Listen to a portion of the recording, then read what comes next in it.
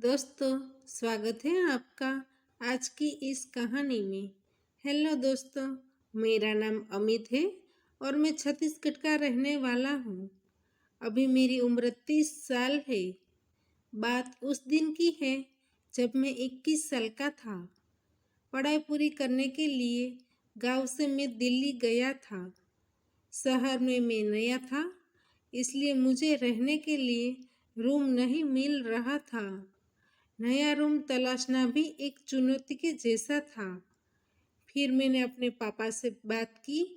उसने कहा, वहाँ हमारे दूर के रिश्तेदार रहते हैं, उसको बोलकर रूम का कुछ इंतज़ाम करवाता हूँ।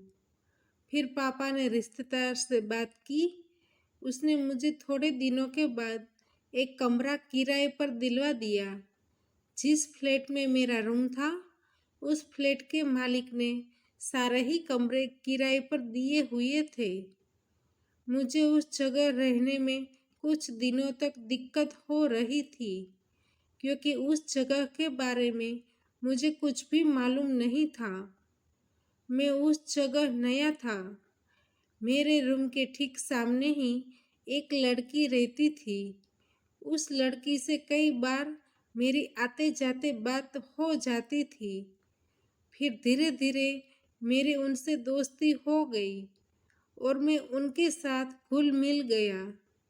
उस लड़की का नाम राखी था और वह भी मेरी उम्र की ही थी। राखी के साथ मेरी नॉर्मल बातचीत होती थी। दोस्ती की एक वजह यह भी थी कि राखी मेरे ही कॉलेज में पढ़ती थी। मैं रोज कॉलेज अपनी बाइक लेकर जाता था और वह बस में आती थी। राखी को अब धीरे धीरे मुझ पर भरोसा हो गया था, इसलिए उसने मुझे एक दिन कहा, क्या तुम मुझे अपने साथ कॉलेज लेकर जाओगे?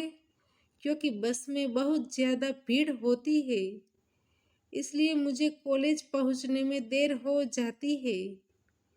मैं दोस्ती के खातिर मना न कर सका और उनकी बात मान ली।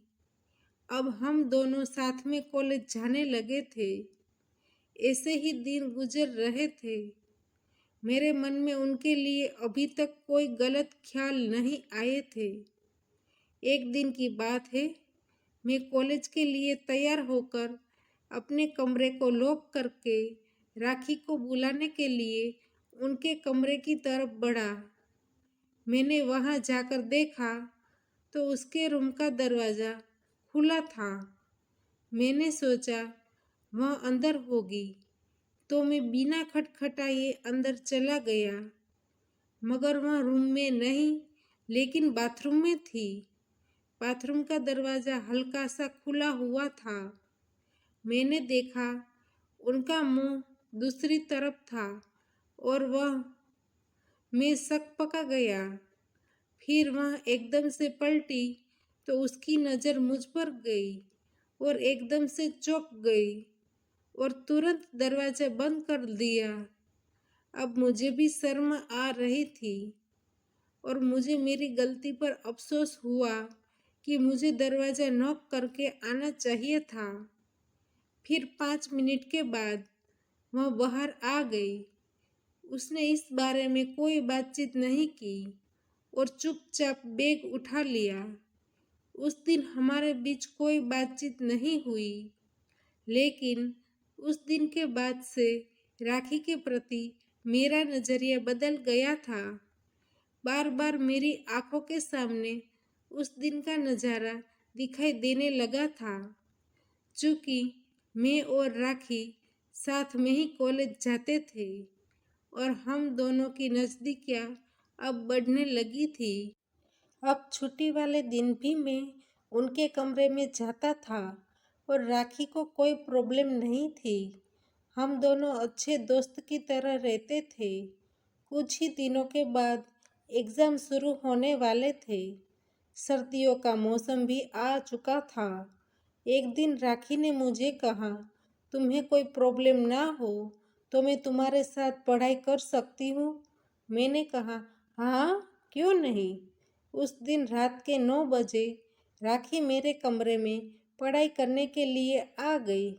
पहले दिन हम दोनों के बीच कुछ खास बातचीत नहीं हुई। पढ़ने के बाद वह अपने कमरे में चली गई। ऐसे ही एक हफ्ता निकल गया। एक दिन की बात है, सर्दी बहुत लग रही थी। पढ़ाई के दौरान राखी ने कहा कि उसे ठंड बहुत लग रही है। मैंने कहा, रजाई ओढ़ लो। वह बोली, मेरी रजाई कमरे में है। मैंने कहा, तो तुम मेरी रजाई में ही आ जाओ। फिर वह मेरे साथ आकर बैठ गई। अब मेरी नज़र किताब से हटकर कहीं और जा रही थी। मेरा मन बहकने लगा था। धीरे धीरे उसको भी पता लग गया था कि मेरा ध्यान कहाँ पर है। उसने कहा, क्या देख रहे हो? किताब नीचे है, मेरे चेहरे पर नहीं। उसके कहने के बाद मैं नीचे किताब में देखने लगा।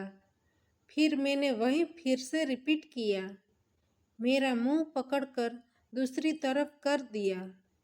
अब मुझे धीरे धीरे लग रहा था कि ग्रीन सिग्नल मिल रहा है।